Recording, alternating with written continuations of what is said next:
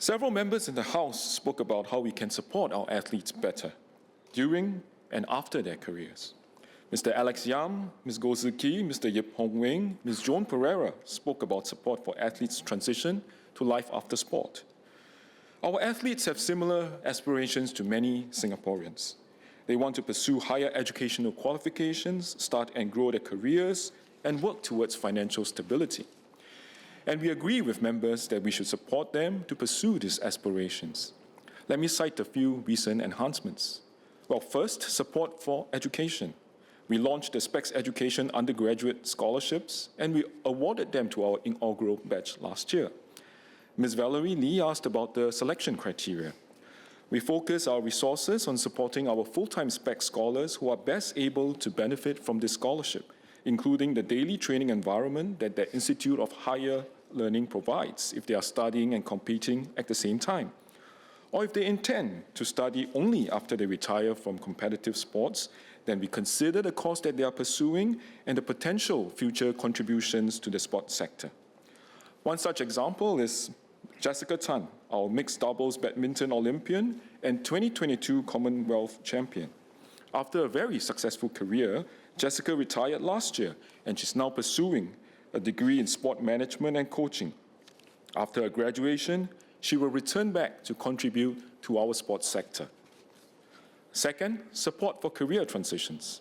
Through our Specs Business Initiative, we partner a network of supportive companies from diverse industries to provide athletes with career support, flexible workspace practices, and development opportunities for their career after sport. And third, support for finances. We regularly review and have recently increased our Specs scholars' monthly stipends. On top of that, they now receive CPF top-ups, bolstering their finances to better meet their housing, medical, and retirement needs. Mr. Abdul Muhaimin Abdul Malik asked about support for former national athletes, including healthcare. We support our athletes' transition into retirement from their competitive sporting careers by helping them find good employment. Active and retired athletes can also tap on various programs, including Specs Business and Specs Education, which I mentioned, and we have recently enhanced. While in addition, there are also national schemes to support healthcare and the other needs of Singaporeans.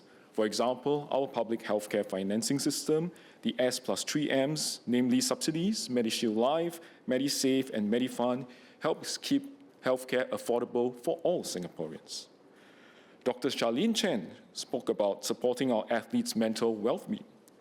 The High Performance Sports Institute proactively monitors our athletes' mental health and provides them with support throughout their sporting career.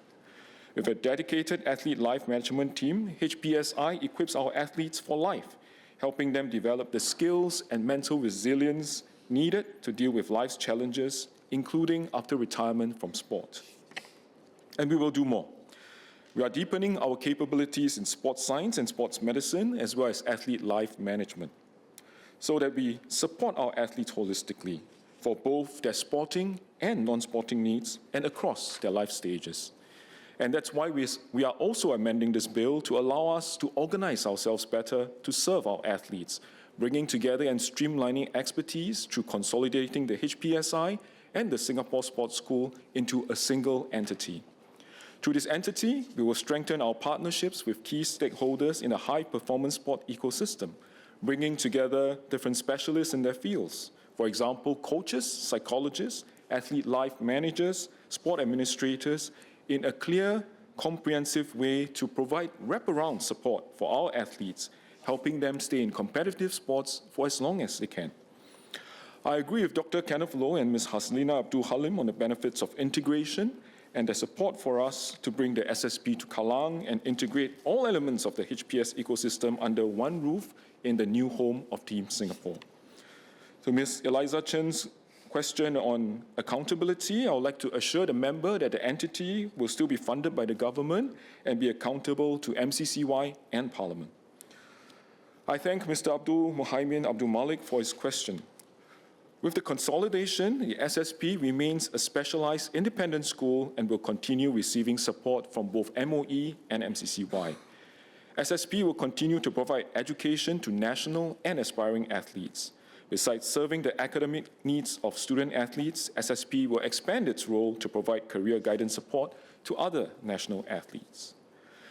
The excellent track record of our Team Singapore athletes gives us confidence that our sporting ecosystem is developing in the right direction. Well, let me cite some examples. At the recent SEA Games, our Singapore Sports School students and alumni accounted for almost half our total gold medal tally. Shuttler and SSP alumnus Loh Kian Yew became Singapore's first ever badminton world champion at the 2021 BWF World Championships. Our most decorated Paralympian, Yip Pin Siew, is a 7-time Paralympic gold medalist and 8-time world champion with 2 world records to her name. Our kite foiling sensation Max Mader is the double world champion and won bronze at his Olympic debut in Paris 2024. His other accolades include winning gold thrice at the Trofeo Princesca Sofia Regatta, 2 golds, and a silver at the Formula Kite World Championships, and an Asian Games gold at Hangzhou 22. Amanda Yap became Singapore's first ever gymnast to reach a World Championships final and placed 6th at the 2025 Artistic Gymnastics World Championship. In bowling, school sports alumni Darren Ong made history as the first male Singaporean bowler to claim the men's singles title at the 2023 IBF World Championships since 2006. And at the same championships, sisters Sherry and Daphne Tan shared a special moment, winning the women's doubles gold medal. In Silat, we have Sheikh Farhan Sheikh Alauddin, our 5-time world champion who secured multiple world titles at events such as the World Penchat Silat Championships. In Wushu, SSP student athlete Zian Low was crowned world champion twice in the women's Tai Chi Chuan in 2023 and 2024. And at the 2023 World Wushu Championships, SSP alumnus Jo Wen Lim won his first world championship title in Gunshu. I cite all these achievements because I don't want us to be mistaken that we think the system is working well just because we had a record medal haul in the SEA Games. The system is working well because our athletes have done us proud at all the different world-level competitions. We all have the part to play in growing sports excellence in Singapore. As a small nation with a small talent base, we are competing with nations who are multiple times larger than us and with budgets that are significant and increasing. Our approach has always been one to partner with all stakeholders and to complement each other's strengths, as Dr. Kenneth Goh pointed out, so that we can maximize our investments. The amendment to Section 8D of the Act reflects this, where we are shifting from consultation to working in partnership with stakeholders to bring about better outcomes. National sport associations play an important role in promoting and uplifting their respective sports, and many NSAs have done good work with their grassroots and through their developmental programs. The consolidation of HPSI and SSP into a single entity will also deepen our partnerships with NSAs and provide synergistic and holistic support to our athletes. Coaches play a pivotal role in shaping both athletic performance and the broader sporting environment. Ms. Joan Pereira made several sound suggestions on recruiting and developing coaches. MCCY and Sport SG continually review our coach education and development programs under Coach SG, with a view to building a deep and sustainable pipeline of coaching talents to support our athletes to achieve our HPS ambitions, as well as provide clear development and progression pathways from grassroots to high-performance coaches for elite athletes. This is in line with our tiered coaching pathways as guided by a competency framework. Through initiatives such as the Coach Development Grant, our coaches also receive subsidies in course fees to pursue specialized training, including to develop suitable skills and expertise to help our aging citizens stay physically active and healthy. Various members also spoke about the importance of having good access to sports facilities and the challenges that some residents face in booking public courts. Today, through the Sports Facilities Master Plan, Singaporeans can access public sports facilities near to where they live, and we will continue to improve this. We provide a mix of larger sports centers in towns and smaller facilities in our neighborhoods for easy access, particularly for seniors and young families. The roughly 50% increase in number of Singaporeans who participate in sport and fitness activities weekly over the past decade simply means it will be a little bit harder for our residents to book courts at the time and place that they want. We understand this and we plan to increase the provision of courts. We will share more details when ready. Given the scarcity of land in Singapore, we have been innovative by activating underutilized spaces. For example, the CTE Viaduct in Jalan Bukit Merah has been transformed into a touch tennis court, while the space under the Gali Batu flyover will be used for futsal, pickleball courts, and a fitness corner. Rooftops of multi-story car parks are also being repurposed as recreational spaces, such as the upcoming facility in Dover Crescent. We will also continue to explore and partner others to open up more spaces for play and tapping on existing collaborations like the dual-use scheme with schools. I agree with Ms. Valerie Lee that our sports facilities should serve the needs of a broad range of entities in addition to our national sports associations. So, for example, our Active SG facilities and facilities at the Kallang are used by community sports groups, grassroots organizations, schools, and corporates to host events and activities such as the National School Games, sport days, community carnivals, festivals, sports competitions, and charity events like Football with a Heart. Ms. Joan Pereira and Mr. Yip Hong Wing suggested having a code of practice for sports facilities in HDB estates. Well, our approach is not to be overly prescriptive and allow flexibility to accommodate residents' preferences, given that each precinct in Singapore is a little bit different. And at the same time, Sport SG will work with all the relevant stakeholders, including the NSAs, and where possible, consider other solutions in terms of facility design or choice of equipment. We will work within our land constraints and will continue to find innovative ways of providing public access to a diverse mix of sports. Ms. Joan Pereira asked whether there will be a new ice rink. Sport SG and other agencies have been working closely with the ice sports NSAs on this matter. The Singapore Ice Skating Association has since launched a request for a proposal to develop and operate an ice rink and is reviewing the proposals received. In the same spirit, we will continue to partner with respective NSAs to support our athletes' short and long-term training needs. I'm glad to hear members' support for recognizing a more diverse group of sports. Recognition can help them increase membership, develop talent, and secure funding for sponsorship. Some of these newer sports will also catalyze the supporting industries. For example, in the area of esports, create more demand for software developers and graphic designers. I would like to assure members that our intent is not to be overly prescriptive about what constitutes or not constitute a mind sport or e-sport. While instead our focus is on supporting the diverse interests of Singaporeans so that we can promote and develop the sports in Singapore, and as Ms. Polisan said, to uplift and bond our nation through sports. We welcome suggestions to make this clearer to interested stakeholders and will continue to engage the sector closely. And to Mr. David Ho, I have to say that for something to be considered a mind sport, it needs to be affiliated to a national sporting association, who is in turn affiliated to an international federation. So I don't think Toto will make the list anytime soon. I would also like to assure Mr. Fadli Fauzi that Sport SG will continue to work with commercial entities to support a more vibrant and diverse sporting ecosystem. For example, Sport SG partnered with close to 20 commercial partners for last year's Singapore Urban Sports and Fitness Festival and over 50 commercial partners for the inaugural Olympic Esports Week in 2023.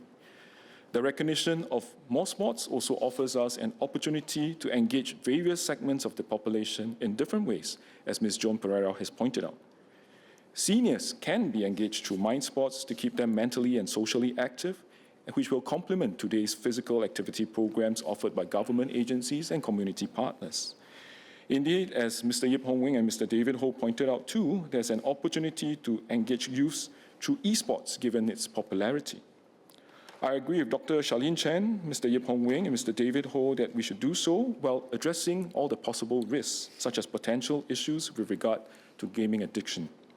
We'll work with industry and community partners such as the Singapore Cyber Sports and Online Gaming Association and the Singapore Esports Association, as well as government agencies like MOE and MOH to do so.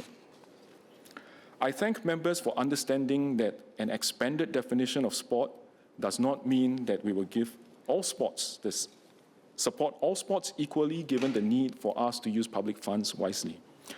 I agree with Ms. Valerie Lee, Ms. Hazlina Abdul Halim, Mr. David Ho, and Mr. Hamid Razak that the development of new sports, including esports, should complement rather than crowd out existing sporting pathways, especially those that promote physical activity and broad-based participation.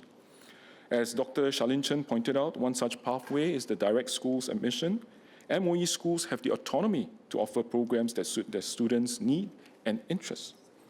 MOE prioritizes physical sports in the national school games as a movement, and regular physical activity is fundamental to students' holistic development and health. For other types of sports, there are competition platforms organized by various organizations for students to represent their schools. Members, including Mr. Alex Yam, Mr. Lee Hong Chuang, Dr. Kenneth Goh, Mr. David Ho, Ms. Eliza Chan, also talked about our funding principles. So broadly, we calibrate the amount of support for sports based on their specific needs, governance standards, and contribution to our national sporting objectives, which includes the ability of the sport and its competition to inspire the Singapore spirit. We regularly review our support for sports and will continue to engage with the NSAs and partners like SNOC, SNPC, so that we can collectively move in the same direction to uplift Singapore sports. Mr. Yip Hong Wing, Mr. Lee Hong Chuang, Mr. Fadli Fauzi asked how we would ensure fiscal sustainability. Within our land, manpower, and funding constraints, we have found ways to support non-traditional sports, whether through support for athletes, such as the Athletes Inspire Fund, which defrays the cost for athletes in emerging sports participating in regional competitions, or working with NSAs to strengthen governance, obtain charity status, and gain access to donations and matching grants to grow their sports, such as through the One Team Singapore Fund. On providing event and facility support, such as to host events like the 2023 World Youth Chokeball Championships in Singapore. To complement government funding, we encourage corporates to come forward to support our Team SG athletes. We have seen some good examples, including Yohap Singh's sponsorship to Max Mader in 2022 to support his journey towards the 2024 Paris Olympics, and subsequent extension of their sponsorship deal by another 4 years from 2025 to 2028. And we will make sport more accessible and inclusive for everyone. I would like to thank Mr. Alex Yam, Dr. Kenneth Goh, Ms. Valerie Lee, Mr. Yip Hong Wing, and Ms. Haslina Abdul Halim, who have spoken up on the importance of disability sport as a driver for inclusivity. And that's why we refreshed the Disability Sports Master Plan in 2024 to raise sports participation for persons with disabilities, focusing on 3 key strategic themes. First, to increase accessibility to disability sports programs and activities. Second, to enhance awareness of disability sports and inclusive sports activities. And third, fulfill aspirations of persons with disabilities who desire and have the potential to do sports at the high performance level. One of the strategic moves in the DSMP seeks is to enhance the competencies of coaches in disability sports. We target to more than double the number of registered coaches under NROC who can coach persons with disabilities from 120 to 300 by 2030. This will complement other moves to increase the number of regular participants in disability sports programs from 3,200 today to about 5,400 by 2030. We will work with various partners like schools, sports associations, and community partners to implement the various strategic moves as laid out in the DSMP. Ms. Gozuki suggested the merging of the Singapore National Olympic Council and the Singapore National Paralympic Council. Both councils are independent and they have their respective missions of developing and promoting the Olympic and Paralympic movements respectively, and amongst others, preparing our athletes for the major games. I'm sure they will take to heart the suggestion. There will be benefits with the current arrangement, and there will be other possible benefits with a merger. And it comes down to which structure will allow them to meet their mandate and mission better, and which structure serves Singapore and Team Singapore better. Both councils have done great work in uplifting sports and athletes in their sectors, and MCCY and Sport SG will continue working closely with them. I would also like to thank Ms. Polly Sun, Dr. Hamid Razak, and Dr. Charlene Chen for their suggestions on ensuring a wider representation of professional or experts in sports education, disability sports, sports psychology, sports tourism, community sports, and senior sports on the board of Sport SG. This is in line with our plan to diversify Sport SG's board's expertise to enable it to lead the sports sector well. The maximum number of 25 members on the board gives us the scope to bring on board more diverse expertise and perspectives, and is in line with the size of other statutory boards. This is a maximum number, it is not a target, and we will continue to ensure that the board runs effectively and efficiently. Our society is aging rapidly. It's imperative that we work together to keep our seniors active and healthy through sports and physical fitness activities. Members Mr. Alex Yam, Dr. Charlene Chen, and Mr. David Ho, as well as Ms. Joan Pereira, have raised this. One key initiative is the Frailty Prevention Program that we have been progressively introducing to our active aging centers. There are two key components to the FPP. First, the CALM program, which is an 8-week program targeted at seniors to help them understand muscle health through assessment, guided strength training, and health coaching. Since September 2024, over 1,200 seniors from 54 active aging centers have completed the program. After going through CALM, almost all seniors reported an improvement in at least one of 5 measurements, with at least 85% of them improving in at least 3 of these measurements. We will continue to run more runs of CALM and consider expanding them to the resident networks, should there be interest. And second, introducing adaptive sports to seniors in AACs. This allows them to continue to reap the benefit of sport while calibrating the level of physical exertion. This culminated in an inaugural Seniors National Games last year, where 4,500 seniors representing 110 active aging centers competed across 5 adaptive sports. Some members asked about helping children and youth from disadvantaged backgrounds access sports. Sport can provide a safe and structured environment for them to build confidence, resilience, and a stronger connection to friends and society. Sport SG provides a Sport Cares bursary for children and youth from low-income families to participate in active SG academies and clubs. We'll continue to work closely with stakeholders and community partners to identify suitable children and youth for our initiatives and ensure that more can benefit. Sport SG will also continue to design and administer grants and programs that can benefit different segments of the population, strengthen our ecosystem, or increase access to sport. For example, the Communities of Care grant. This has played a vital role in supporting smaller organizations like Amplify, enabling them to create meaningful change in the lives of vulnerable communities. Through their functional fitness program, Amplify empowers youth at risk, seniors, and persons with disabilities by promoting holistic wellness and fostering a sense of community. Beneficiaries develop physical strength, resilience, and leadership skills while gaining valuable industry knowledge for future employment opportunities. We are also working to ensure that our people engage in physical fitness activities safely. I'm encouraged by members' support towards Sport SG's calibrated approach. As Mr. Alex Yam, Dr. Hamid Razak, Mr. Yip Kong Wing, Mr. Lee Hong Chuang, and Dr. Charlene Chen pointed out, over-regulation will deter small groups or grassroots groups. Our current focus is to ensure baseline standards eventually uplift the sector. For example, registered exercise professionals under the NREP hold relevant fitness or exercise certifications and are also certified in standard first aid. These are not intended to be onerous, but are simple and essential requirements for a more developed industry for Singaporeans' benefit. We'll continue to review our approach and engage the sector. Mr. Fadli Fauzi asked about a potential conflict of interest in Sport SG's expanded function to manufacture and supply sport and physical equipment, as well as to set standards for such equipment in Clause 6M and 6I of the bill. Well, to clarify, Sport SG typically does not manufacture sports or physical equipment for sale. Items provided are usually meant to be a service to Singaporeans, such as gym towels or water bottles for children.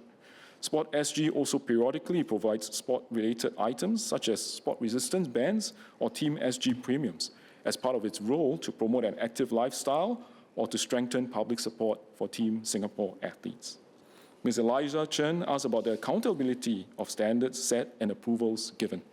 The criteria for being registered on the NROC and NREP and the names of coaches and exercise professionals is listed on the respective registries and publicly available. The requirements for accreditation are also objective, such as first aid certification. Sport SG will continue to be objective and transparent as it seeks to uplift industry standards in partnership with our stakeholders. Mr. Speaker, sir, we have achieved much progress in developing a vibrant sports culture in Singapore over the last 5 decades. We have significantly raised sports participation for Singaporeans from all walks of life, from 1 in 2 just a decade ago to 3 in 4 today. We have made a significant leap in our regional performance, returning from the recent SEA Games in Bangkok with a record haul of medals. We're on the right track to scale the next bound of sports in Singapore. First, we are making hardware investments in Kallang to integrate the SSP with our HBSI and build a new home for Team Singapore. Second, we are transforming the software to support our youth and senior athletes holistically with deeper investments in sports science and sports medicine and stronger partnerships with our NSAs. Third, we've set out a master plan and we are running programs and initiatives to be more inclusive through sport by empowering persons with disabilities, outreaching to vulnerable youths, and supporting students of all abilities to provide good access to sports in schools and to nurture a love for sport from young. And last but not least, we are setting standards to ensure our people engage in physical activities safely so that Singaporeans can lead active and healthy lifestyles. I thank all members for supporting this bill. At this juncture, I also want to thank Mr. Yip Hong Wing, Mr. Lee Hong Chuang, Ms. Poli San, and Dr. Kenneth Goh for reminding us that sport at any level is not just about winning and doing well. It's also about inculcating values, building character, and giving ourselves a sense of who we are as a nation. It's about how we respond when our team needs us. Dr. Kenneth Goh gave us examples of Josh Chua, Koen Pang, Isaac Kwek, and Victoria Lim putting the team before self, nation before self. And there were many more examples that we witnessed at the many sporting events in our schools and communities as well. It is about how we respond in defeat. While we had a record medal haul at the SEA Games, we had our share of disappointments as well. Our netball team, who are Asian youth champions, suffered an agonizing 3-point loss in the final. But that is sport. There will be good days and there will be bad days. What matters is we always come back stronger. And that's how our support for our athletes should be.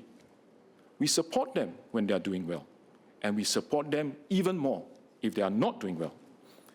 And that's how sport bonds and uplifts us as a nation. Not because we win all the time, but because we know how difficult it is to win, and we always come back stronger.